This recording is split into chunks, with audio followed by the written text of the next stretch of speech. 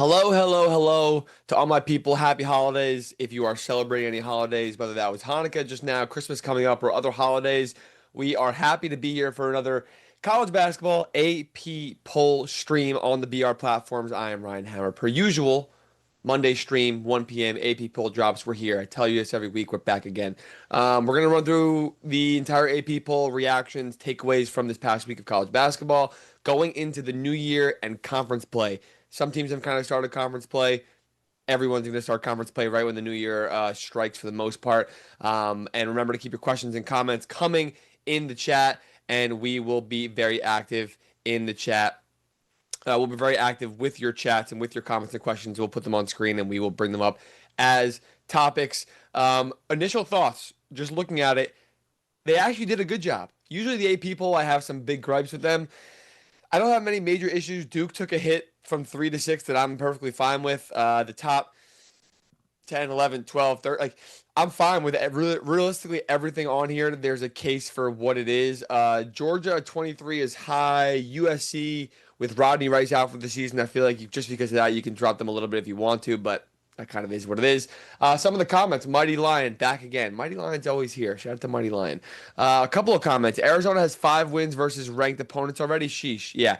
Absolutely ridiculous resume that they are putting together, Arizona. Have been Florida, UCLA, UConn, Auburn, Alabama. San Diego State wasn't ranked, obviously, but San Diego State's another good win for them to have, which is absolutely wild. And then also Mighty Lion. Duke lost to the fifth best team in the Big 12, and they were undermanned. Yeah, it was, listen, it was a collapse. Duke fully collapsed against Texas Tech. I almost said Houston, because it felt like the Final Four collapse last year against Houston. And some people look at it like glass half full, where it's like, oh, well, they got it out of the way in December. It's not March this time or April, I guess. But glass half empty POV, or maybe somewhere in the middle, is like, no, but it's exploiting a huge vulnerability of theirs and why they collapsed last year, and they're very similarly built this year, so that's a problem. So definitely a tough one. Let me get those out of here. Big 12 dominating everybody. Yeah, Houston beat Arkansas. That was also a big part of that. The Big 12 had a huge week. Kansas has looked good with and without Darren Peterson. BYU has looked unbelievable. Like Iowa State, obviously, the Big 12 has been the best conference in the country without a doubt. So without further, and Arizona. Oh my God, how can I forget Arizona? I forgot their Big 12. Let's go on to some of the teams at the top. Let's talk about Duke real fast. I know they're at number 6. I do want to bring up Duke first because I think that's the biggest talking point, and the first amount of comments, everyone was kind of on Duke right away. So let's talk about them. Then we'll go out to the top 5 and get back to there. Again, Duke collapsed versus Texas Tech in a game that they were up by, what were they up by? They're up by 10 and a half. I think they're up by as much as like 16 or 17. And the game was in their hands. They shot the ball well. Texas Tech was in foul trouble. JT Toppin had 2 fouls early. JT Toppin checked back into the game with 10 and a half minutes left, I think it was, in the second half, and he had 4 fouls already. Like that was their game to take care of business. They could have won that by 15 or 20 if they took care of business, Duke. But obviously give credit to Texas Tech. I love Texas Tech. If you know me, you know that I've been big on them since before the season. They were like a top 5 team in the country for me. They are resilient. They aren't deep, but the guys that they play are just like dogs and built for big moments like Christian Anderson. So you have to give credit to Texas Tech, but Duke, this team doesn't happen this doesn't happen without Duke completely collapsing. So again, it's alarming for Duke. I dropped them to I think 7 in my power rankings, but if you drop them to 8 below Houston and Gonzaga, I'd have no problem with that because look at all the teams at the top that have lost. Outside the top 3, you got UConn, Purdue at 4 and 5, Duke, Gonzaga, Houston, Michigan State, BYU. All those teams have lost one game, and they've all been versus relatively elite or very good teams and not necessarily bad losses, right? So the margins are super thin, and Duke's offensive upside and their guard play is alarming to me. So that worries me a little bit that Duke isn't going to be able to win I mean, they can win the national championship, but it worries me that they're going to crumble again and they're going to collapse at some point in the tournament. And they did it last year a lot. They couldn't close out games with one possession on the line to go win games as early as November and December, and then even in April, obviously against Houston. And we're seeing that again now. So we'll kind of see how that plays throughout the rest of the season for Duke. Back to the top. For Arizona, another team we talked about before, best resume in the entire country. They just beat San Diego State. They have the most ranked wins, the best resume in the entire country. First of all, shout out to Tommy Lloyd for playing that schedule because if you don't like you don't have this resume without being willing to play that schedule. And also like Florida hasn't been the same Florida that people expect them to be. Alabama's been good, not amazing. Auburn hasn't been good. San Diego State was projected to be a top 25 team. UCLA had top 10 potential. The only team that they've played at the ceiling that we expected was UConn, and their resume is still amazing. I'm just trying to say, like, going into the season, Tommy Lloyd scheduled the national champions in Florida, back-to-back champions before that in UConn, UCLA with Donovan Dent, Auburn and Alabama off of a Final Four and Elite Eight run, and then San Diego State, who was supposed to be a top 25 team out of the Mountain West. Like, he wanted the schedule to be even harder than it was, and they're taking care of business. They're dominating teams. So, shouts to Arizona. They've been electric. I don't really need to talk about too much about Michigan, Iowa State. They didn't do a ton. UConn this week. Purdue, we could touch on Purdue real fast. I think is worth it because, like I said before, the teams at the top are kind of all sticking to where they are. And they didn't really do anything crazy this week. Purdue obviously beat Auburn in that they manhandled them in Indy. That game was always going to go how it did, in my opinion. I on a Friday live stream on YouTube, I was literally talking. I was like, this is how it's going to go. Like it's offense versus offense. It's a schematically sound team versus one that's not so much. Purdue is going to take care of business, especially in their backyard in Indy, and they did. Auburn's an interesting team. They don't deserve to be in the top 25, even though their losses are all against really good teams. They just keep getting their ass kicked a little bit too much. So good for Purdue to bounce back since the Iowa State loss. Obviously, they're not 30, 20, whatever points worse than Iowa State or worse than anybody. Up to number 5, still a national title contender. I still hold stock in Purdue. Let's see what you guys got going in the comments real fast. Iowa State over UConn? Question mark.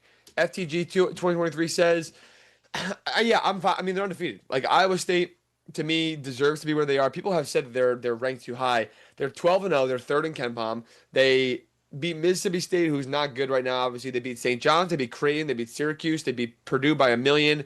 They beat Iowa. Their resume is as good as it can possibly be with the games they've played. They haven't played a super weak schedule. It hasn't been amazing. I just don't know how you can not have Iowa State ranked number 3 above UConn right now. I know UConn's one loss was to Arizona. It was without not Jaden Bradley. It's the wrong team. Without Braylon Mullins, without Terrace Reed. It is what it is. I still think Arizona was a team that was going to win that game, but Iowa State 12-0. They've been taking care of business. The manhandling of Purdue was astounding. I think they deserve to be number 3 right now until further notice. Iowa State's going to play Houston Christian, but then Big 12 play they get West Virginia, Baylor, Oklahoma State, and then Kansas, Cincy, UCF, Oklahoma State, Colorado. Like they have a relatively easy Big 12 schedule to start off because they don't get Houston and BYU and Texas Tech until mid and late February. And then Arizona, they don't play. They play one time, and they play them on March 2nd. So, long way to go for Iowa State. They might only lose 1 or 2 games until mid February, and you're going to be talking about them like, oh, like have they played the quality of opponents that we need them to? So, it'll be interesting to see kind of how we feel about that. Let's get on to the next line.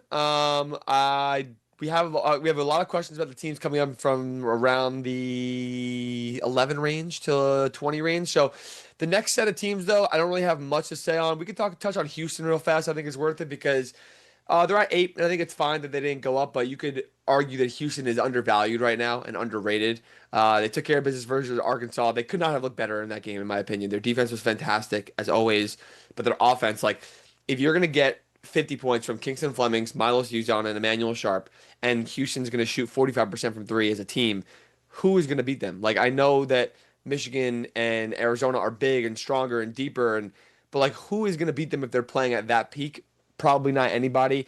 And the Houston that we are seeing now is only getting better. Kingston Flemings and Chris Sinak and Isaiah Harwell, the freshmen, are only getting better. Milos Uzon started with the shooting slump. He's only getting better for the season. So I think Houston, he's a team that's getting a little bit forgotten about. I'm okay with them being at 8 right now. Like I said, they lost to Tennessee. They haven't looked as good as they should have the start of the season, but they're taking care of business for the most part. So I think we will learn pretty quickly that Houston is still Houston, and they are going to be awesome. And they're going to be a problem in January, February, March, and maybe even April. Uh, Stimmy Turner says Michigan State over Purdue with a lot of greater than signs. I don't think you can reasonably put Michigan State over them because Purdue has the one loss versus Iowa State, obviously. Michigan State obviously has only the one loss versus Duke, but Michigan State, outside of their, I know the loss was a lot worse when you look at like the score difference. I think Iowa State's a better team than Duke. I think that's fair. But also Michigan State has looked shakier in a couple of their games than Purdue has. I want to say, again, like I said, from 4 to 10, they've all lost one game versus any elite team. UConn wasn't fully healthy, so I think they need to be at 4, and they've been pretty good versus great teams also. So realistically, 5 through 10, it's not completely interchangeable. I just don't think Michigan State has been overwhelmingly great like some of the other teams. And analytically, I'm a data guy. Analytically, they're not as sound and not as high ranked and in efficiencies on both sides of the ball. Especially offensively. They're 45th in the country in offensive efficiency right now. So that's not going to help their case either on the analytical side of things. Let's go on a little bit. A lot of people ask about Carolina. So why don't we talk about North Carolina? Because we should. They are also a one-loss team. So you want to put them in the conversation? You probably can. Another team that analytically isn't super sound. They're 22nd in KenPom right now, 43rd in offense, but they're 11-1. They lost to Michigan State in that neutral site game on, I think that was on Thanksgiving, if I'm correct. They beat a fully healthy Kansas team. They beat Kentucky. They then beat Georgetown and Ohio State. Like, their resume is not amazing. Kentucky is not the greatest win. Kansas is a solid win. Kentucky's still a good win. I do want to give them credit for that. But then Georgetown, ETSU, Ohio State, like, they're not great wins. They almost slipped up versus Ohio State. They are much better than them. I think that was their game to lose. They almost lost it, but they took care of business. Henry Vasar and Caleb Wilson are awesome. Great front court duo, and getting Seth Trimble back was absolutely everything. So I think them being at 12 and sitting there is perfectly fair with, like I said, with the resume that they've played. The fact that Michigan State beat them by 16 and it felt like it could have been 20, and the fact that they haven't beaten a lot of great teams. I think Carolina at 12 is a very fair spot. They're going to play ECU, FSU, SMU, Wake, Stanford, Cal, Notre Dame. Their next 6 games, I think that is, if I'm at 7 games, if my math is correct. And then they get Virginia and Duke later on in late January, early February. Like, they're probably gonna go what 18-1. They might lose a game, but they really should be 18-1 and pushing into the top 10 after some easy ACC games. So fear not about UNC. UNC 3-1-1, probably a UNC fan, I imagine, says UNC stays in the same spot. Ridiculous. Who do you want to put them over? You want to put them over? I think Vanderbilt's still good, undefeated Vanderbilt. You want to put them over BYU, who's looked like AJ DeBance is the best player in the country, and that team looks like they're getting better and better and better, and they're just added a G League player from the Westchester Knicks. And then Way Lavu says that UNC keeps getting disrespected. Like, I don't think they're getting disrespected at all. I think 12 is super fair. Analytical profiles have them outside the top 20. I don't think that's fully true and fully fair, and I don't like live and die by the numbers, but there's a much bigger case for the teams that are ahead of them. Like Michigan State's 9. Michigan State beat them by 16. Where are you going to put them? You think they should go to 10 and when Michigan State pretty much manhandled them and dominated them? Like, I don't know. I just don't think it's fully fair. Jackson P3 says, we got a lot of Vanderbilt chats. Let's talk about Vanderbilt then.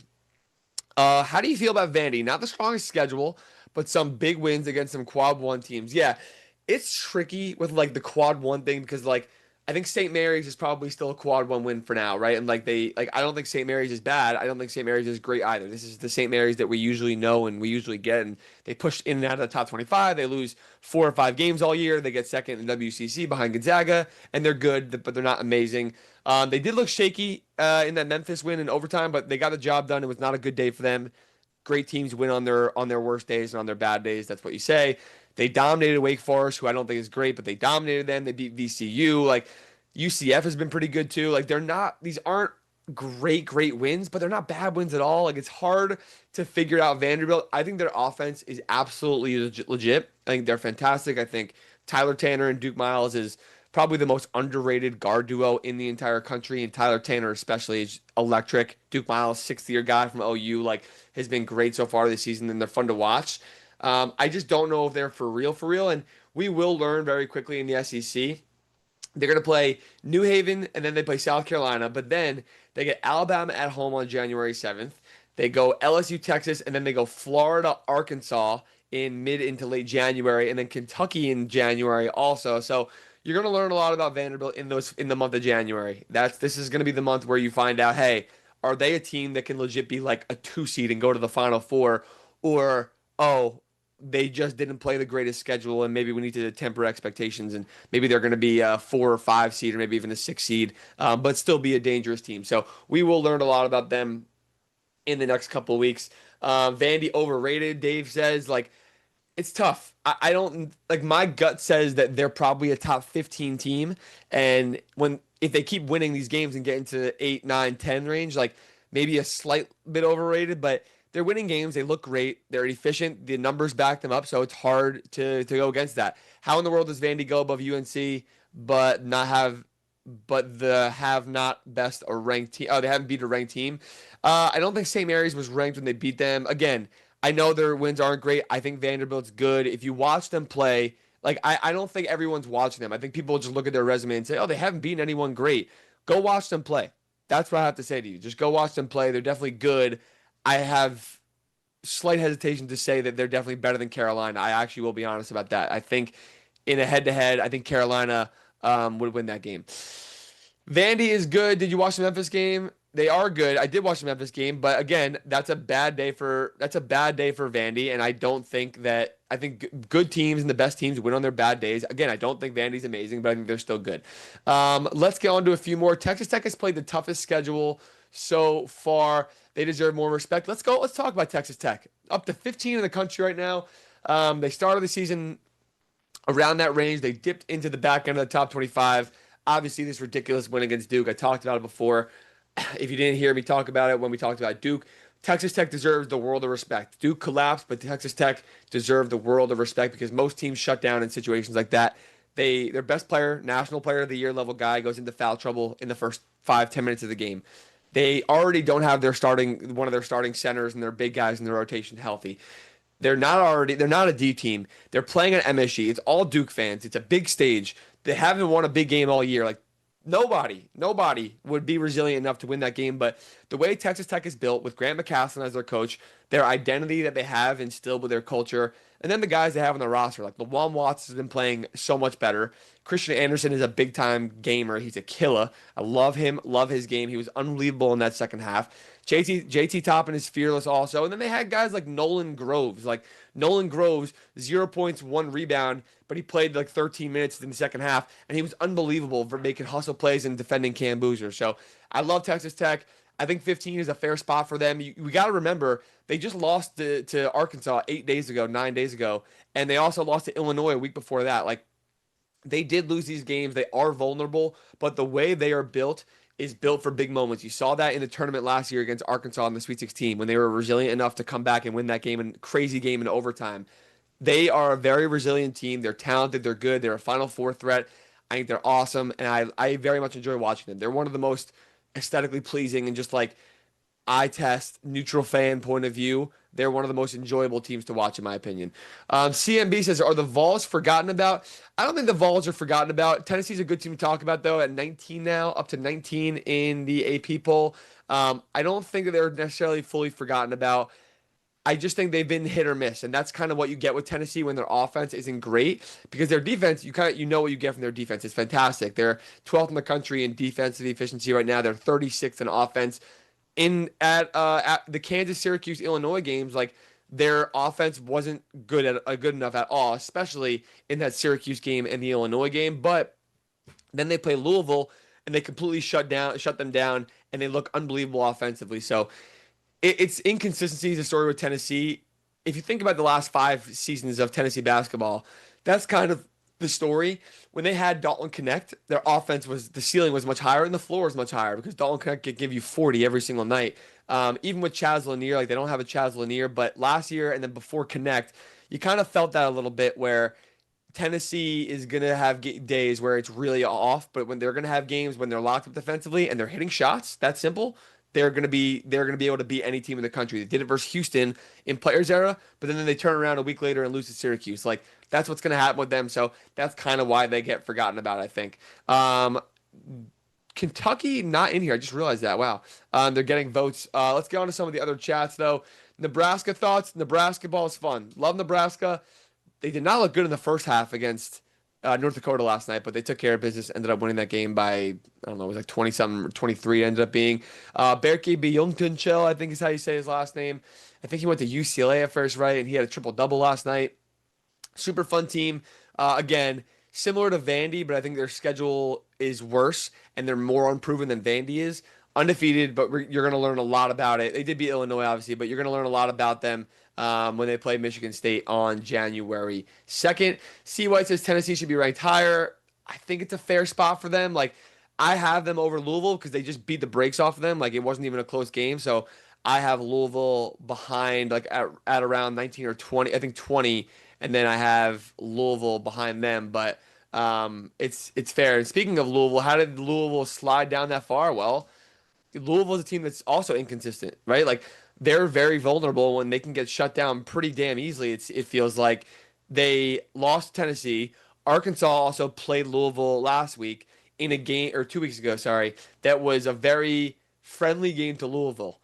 It's a both teams like to let the guys hoop, let the guys play, be very open, let your talent go win. But Arkansas was just better, and they were just more talented, more athletic, and they were just swarming them. So it's somewhat alarming to watch them lose games almost so easily. Like the Tennessee game, they were never in that game. It was miserable. So I don't like that for their upside to be a Final Four team because you need to be consistent. You need to be able to win every 6 games or 4 games in a row, 5 games in a row to get to the Final Four.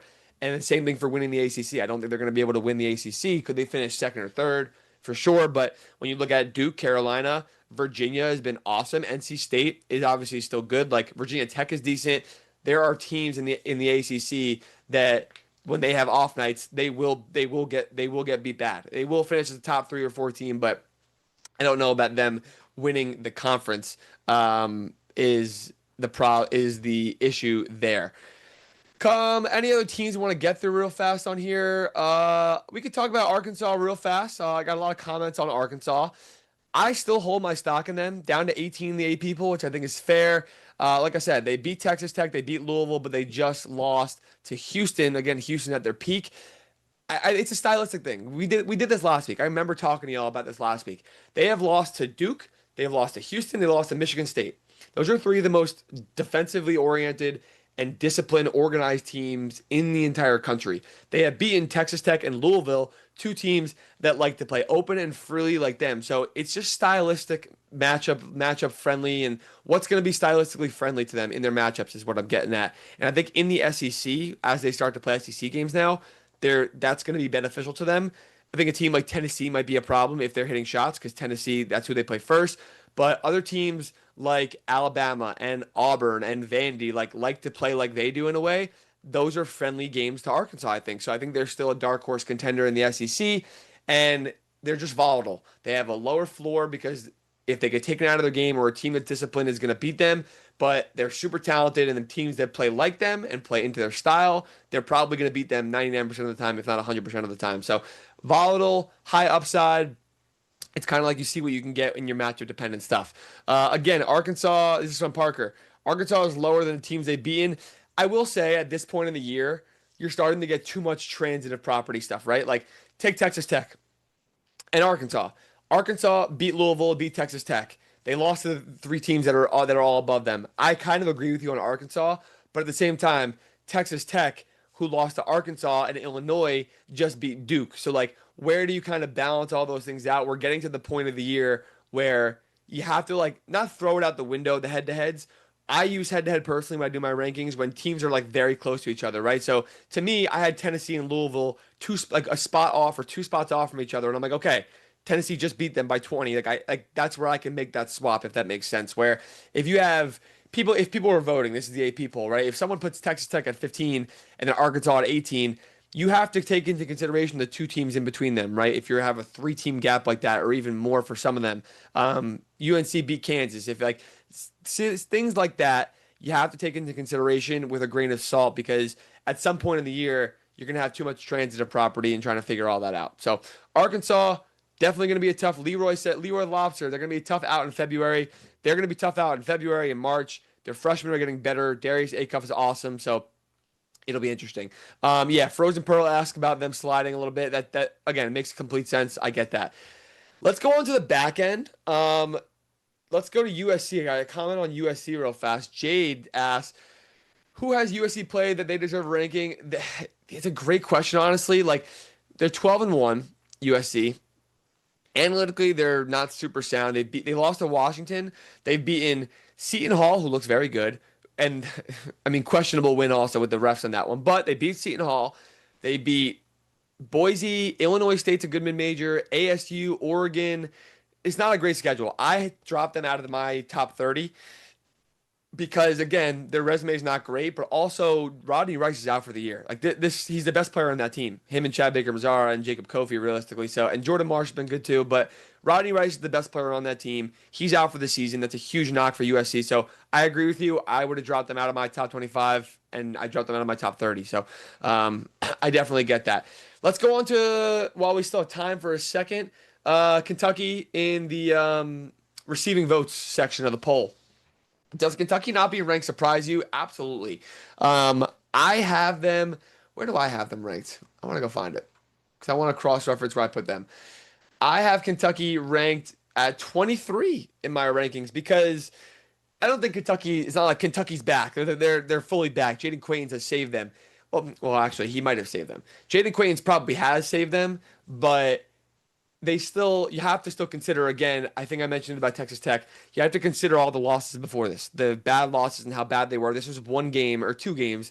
Indiana hasn't been great, but two games versus Indiana and St. John's, two teams who look like they're not as good as we want them to be, right? Like they still haven't beaten any of these top 25 teams that are in the ranking right now, partially because they just beat St. John's, but St. John's hasn't looked good. They haven't looked like everyone wanted them to be the top 5 team that you wanted them to be. So still a lot of work for Kentucky. They were very, very close on the poll too to being 25. Like they're 26 here. They have a ridiculously high amount of votes to the next one, Seton Hall. So listen, it's not the end of the world. They don't have a 25 next to their name for a week, maybe 2 weeks, because they're not gonna. I don't think they're playing this week, or there's really no great games this week. I wouldn't worry too much. Kentucky is fine. I just don't think they're going to be this title contending Kentucky that we wanted them to be still, but it's good to see them be resilient. It's good to see Jaden Quains healthy, and his impact is unbelievable. He just adds this spark to them that they really, really needed on top of the proof, the statistical impact, and you just watch him eye test. Like everything he does is everything that Kentucky needs right now. And Otega, and it almost like Otega Away is like best friends with him or something, because Otega Away had his best game of the year and his most aggressive game of the year, which is what I want to see out of Otega. So that's great for Kentucky. Bronco says that Kentucky will be in the top 25 again real soon. Yeah, they probably will be. Let's go pick up their schedule real fast because I'm curious. They're 18th in KenPom right now. They are going to play Alabama on January 3rd, Mizzou, Miss State, LSU. They should win all those games, but you never know.